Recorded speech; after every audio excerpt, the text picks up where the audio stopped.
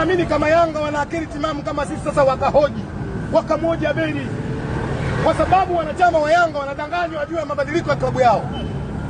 Yanga haijaanza hata serusi moja juu ya mabadiliko, zaidi ya Yanga kupata hasara juu ya mabadiliko. Wanaita La Liga hapa. Unajua swali lako linanikumbusha wanyama fulani wanaitwa manyumbu.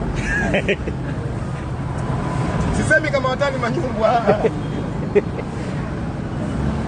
Kiongozi wa manyumbu akipita kwenye moto, manyumbu wanaofuata lazima apite kwenye nini? Lakini swali lako jibu ni hili. Mimi nimenukuu aliyesema msajili kwamba Simba mkifanikiwa katika hili, ninyi ndio mtakuwa na klabu ya mfano nchi hii kwenye mabadiliko, na vilabu vyote vinavyotaka vipite njia yenu. Ina maana wapi? Yanga iko nchi gani? Iko Tanzania. Sasa waandishi swali hili la kutumeni mimi sasa, la kupeni umwe. Mtafuteni Abeli, nendeni mkamuulize klabu yangu gani nyingine imefanya mchakato wa mabadiliko.